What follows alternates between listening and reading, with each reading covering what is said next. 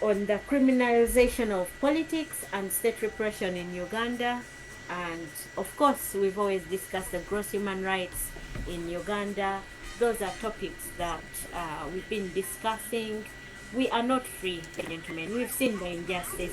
We've seen the recent couple that was murdered.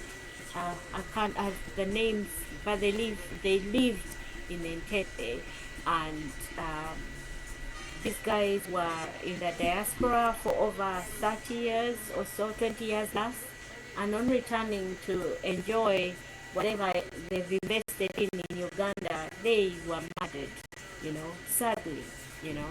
So I do not want to say it was political, but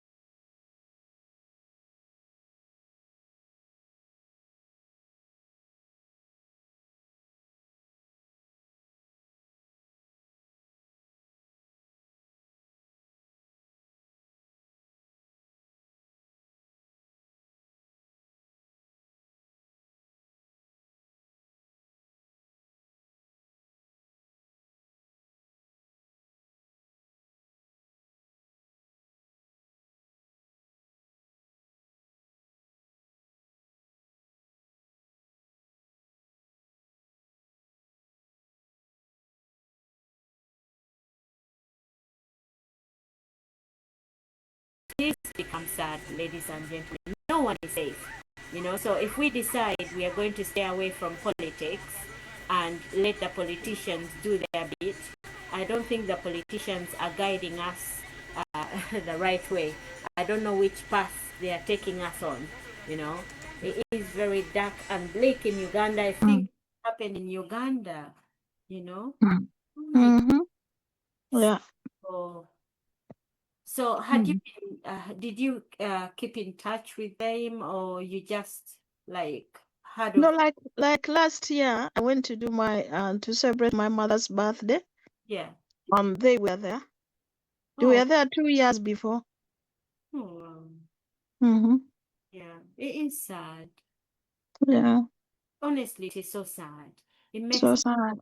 Yeah. So for me, it's such things. And Comrade James, it's not that I'm scared, or I'm just a bit disgusted that, this has become of Uganda, to the point that I've told myself, you know what, I think I am protesting and I'm taking a break, So I just sort of feel Ugandans have not gotten to that level where they want to fight for this freedom.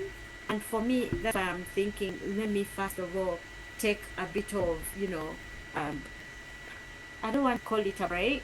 I just sort of want to wait. Let the Ugandans wake up and then let us go. Because you can't go and attack this lion on your own or just with a couple of people. We all have to be ready and charged. I sort of feel Ugandans are not ready. Ugandans are not charged. Even this murder alone should have gotten all the Ugandans out and demanding, But people have gone quiet and they've now buried and they'll bury and go back to their own, to their usual business. So, and it's business as usual, It is sad. Oh, God. Sister Pussy, come in. Yes, it's a Saturday. How's everybody doing? Those who have showed up, thank you for coming up. Doctors, thank you for holding this the Zoom as always. You have kept the internet when it comes to the revolution on Saturdays up and running. When you start with what this couple, to me, now let's first come to us, the people in the diaspora. This is one thing that most people don't see, that we need a safe Uganda. We don't see it as a necessity. Yes, as you're making this money year in, year out, you have sleepless nights. You don't sleep in your apartments that you pay for every single month, but you are barely there. You just sneak in and out. And when we say, as we're making these things, as we are constructing home, we're making all these things, you don't want to talk about anything because you feel when you mention your property will be taken away by the regime. But then you're forgetting that this is what you need to talk about. In order for you to have a safe landing and a secured country, there is no way you're going to go back home in a country that is unstable. 30 years of hard work and putting up such a structure, and you're just taken just within a blink of an eye. Yesterday I was listening to this gentleman. I don't listen to him, but there was a clip claiming when he talked to that couple, I think the lady told him but now I know you may not want to go back to Uganda because you don't like the government, because you talk bad about it. Are you going to retire from here? Little did they know that the retirement, it is going to be at the end of it all, not the retirement they're planning. Because if that place it is in a place where the state house is, where every security agents are, where the internationals are, how can that happen? How can that happen? And it is as business as usual, it is done. Now, for us in the diaspora, we are also going to be like, I will retire from this side. It is not the case. It is not the case. The case is we must be protected. Either we are out of Uganda or we're in Uganda. We must be protected. whether relatives, whether what, it is because you know someone looks at you when doctor was sharing, you wash dishes. At home they diss you because they claim, "Oh, mwe eyo mwoza amasowaani temutuwogganira." But they are the same people who ask for money. And when you go back, they feel our source of income is back here. No, he or she has to go back, or else we take over. So you're not going to be the only rich person in the community. That must stop. Now I'm talking to the people in the diaspora. If you think you want to be the king, my friend, you are equally the same as the people you found there. But if we fight hard, at least people, minimum. But it is not going to come with such a government that has put us in poverty for years and years and years, that has put us to be beggars. That you must see 7 and cry and roll, and you are begged left, right, and center, because that is the level of the country that we are in right now. You saw was it Daily Monitor, that gentleman, a bricklayer, and people are criticizing him. He lost an opportunity. Which opportunity? He is working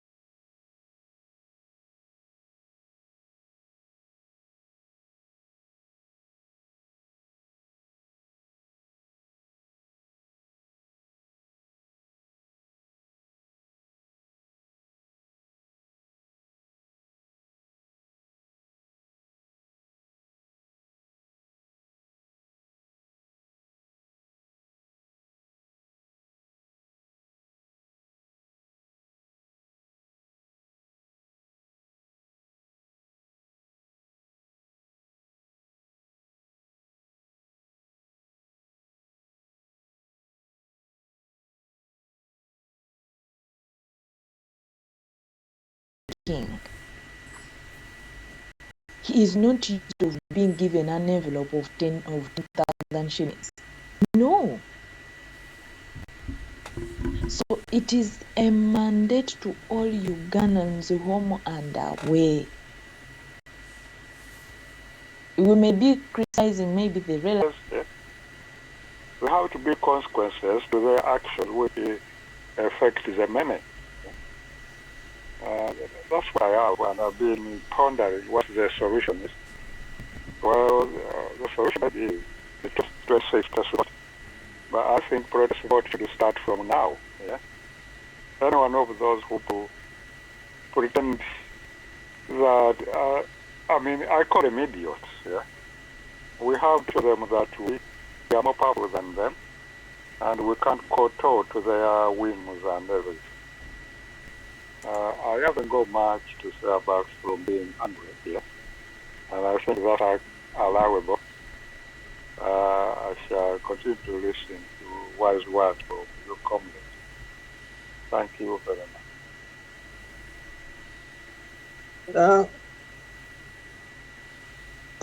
I think, Docus, there's I missed. I wanted to give a feedback on. I think it is Tishane. She's called. Let me read her name again. Tishana. Is that a slogan name? Tishana. I think she brings the picture to us that this death is near us. It's Tishana. Tishana. Is that Lusoga? No. It's a made-up name. Okay. Yeah. You bring this death close to us, that we ought to realize that it is real. And of course, going through what process has put to us, this business of being in the comfort zone in the US, being in the comfort zone in UK, being in the comfort here. Docus, I have had an opportunity to meet Ugandans in America. People who came here, Docus, have now spent here 10 years, and I came here at 51 years, and I was still a bit stronger. And right now, I'm even I feel health conditions that I fear for my life, of course, which have included the diagnosis of high blood pressure. But recently, there was a Ugandan who was soliciting for money. I even don't know the person, but he just says, I'm trying to look for people to support me. I was diagnosed with stage 4 cancer, and my insurance is exhausted. I can't, and I'm like, now I don't know this Ugandan, but I'm like, it shot me down. I'm like, what could we have done? Ugandans have aged in the US now that they also now, we have come from a system, our social structure is your relatives. Now you isolated yourself from Uganda, you are here trapped. Even if you have children, that some of us show you here, these children here, I think after some time are not our children. These children, I am trying to fight the American system. These children are Americanized. The young girls, now somebody in 8th grade almost questions me as if she's my lawyer. Everything you, hey, Daddy, what are you doing? Daddy, where are you going? Daddy, why have you doing like that? Why have you? I'm like, hey, these are things that don't happen at home. Now, time will come when they are independent. And then you find a Ugandan suffering in America worse than a Ugandan at home. So, speaking to what Proskovia has told us, we need to create a social system again for ourselves. Not only in America, not only in the UK, but at home also. I think I have seen a few communities living as communities. The Chinese live as Chinese in America here. And the Koreans, name them, other systems. But Ugandans, we are so divided. We are still enemies even in America. That you find we even have now the division between, of course, the people power, the NUP, then the NRM, the PLOU. There's divisions in them. Then you're like, but why don't we just understand that we are foreigners? We are people who went out, to seek. We have now maybe reached where we are. Take advantage of opportunities that are here and create a haven for us, ourselves, both here and at home. If you're in trouble in America, you almost don't have anyone to call to. Or the person you call to tells you he's also on a paycheck like me. And sometimes I even don't, for me, I don't blame America being hostile to us. The kind of people whom we are, people who settle and do these odd jobs, those odd jobs don't protect us at all. Now you invest, I know friends, even friends who have built homes, good homes you admire. I keep telling them that if I was the one having such a home, I would go back to Uganda. I didn't have a good home in Uganda. I didn't. I still have a grass thatched house at home. I was just renting. But people have built very good palatial homes, but they are stuck here. And they are stuck here because they have fear. That example of that couple is what these people are living through. You think about a Sekanyolia, you think about Kanyamaz, you think about dogs, all these people, all these things you think about make you insecure in Uganda. Now the political situation itself, the way we speak here, make sure you win. Make sure you create that government. Because speaking out here now makes you a jailbird when you go home. But should not be the case. So for me, how do you call them tectonic movements? When the earth shakes like it is shaking now, it calls for us thinking deeply, deep thoughts. Like Tishani has just told us that she knows that girl, which means it is real. It's not. It's not fiction. It's within us here. So governance issue, government, which we see here, how the Americans are creating their own government. I have told people several times I knocked doors. I was able even to go out and tell the world that I knocked doors for Trump.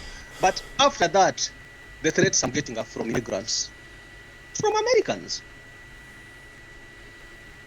So we're threatening each other because we're here. America deserves better. And for me, I emphasize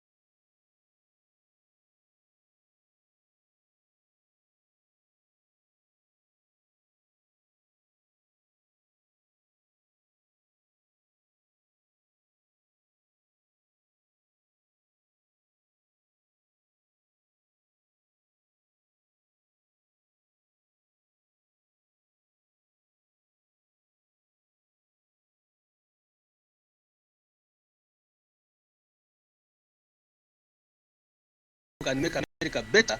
If we got it good, let's make it better.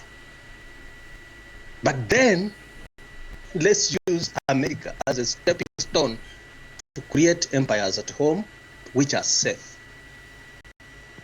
Home is not safe. I was responding to Tina and on social media, because we are across many platforms now. We go Facebook, we go Twitter, and then we go TikTok. And we are divided across the board. When I'm on TikTok, I hardly remember to go on Twitter or Facebook. So I'm conflicted now what platform we should stay on more. I'm saying where we can. If I'm on TikTok and someone will reply to me there is something going on Twitter, I will run miles for Twitter. I normally like to listen to Isaac Semakade, but I forget, and stay on Twitter and talk because it's faster. But where I can be reminded, I'll be on Twitter. I haven't got much to say other than we should literally, actually, Dr. James said regarding our societies, yeah, why we are not together like other communities. We tend to be divided, yeah, across the old political parties. Some would support DP, some then they go those NRM. I don't know how they still in NRM. Yeah. But if I was in a position and I'm in diaspora in foreign land, I should think we should stick together because that's where we would be getting more help. But you tend to hear people when something has happened rather than as a society of Ugandans who would try to help each other. I'm in UK, but the only society we are in, if it's no people power, is this Ebigambo Bereavement Fund, yeah, which is a great idea. Yeah? And why can't we expand that and say Uganda is in the diaspora or UK? Yeah? This is our group, and we should make some contributions which help others in terms of need. Some people only come out in times of need, but when I would expect Ugandans, say in the UK, to be on this platform every Saturday, yeah? But they are not. But you hear when there's something has happened and everyone is crying for help, yeah? And I, for one, would not want to participate, yeah, in helping for someone who doesn't care for the rest, for the country Uganda. Yeah? Sorry to say, but we should be able to have to participate or to have a grouping of Ugandans who care for Uganda. Yeah? And if you have people at home, you should care for Uganda. I got in Uganda, my home, a neighbor. I'm told he's a judge, and he lost his wife in an accident. I didn't know that. I didn't want to ask. Yeah, I heard the name. I don't know if he's one of those judges who normally participate in oppressing our tortured prisoners. Yeah, I didn't want to ask that name, but I hunt around and find the name because though I contributed to the Mavugo, I didn't want to ask, yeah? But I'll ask in the circles, our circles, to know what kind of judge he is, yeah? Because I would not want to contribute to a judge who participates in our operation. That's what I have for the moment. Mr. Iga, then you can't even lead a prayer. You see, you Yeah, I have to, because to tell you where we've reached, yeah. Let's have Mary. Mary, you know, I think Mary calls herself Zion's daughter, and Mary, it's not bad for us to say you lead prayers, because I think in the book of Titus, who amongst you must be a leader, a person well spoken of. So Mary, you see how you guys very evil. You see, he doesn't want to support a person. So Mary, let's give you a microphone. Let's listen to you. Where we are, we have to draw a line. Let's listen to Mary. Let's listen to Mary. We'll give you your feedback after Mary is done. Well, God bless you all, comrades. Thank you, Dorcas and the team, for your faithfulness.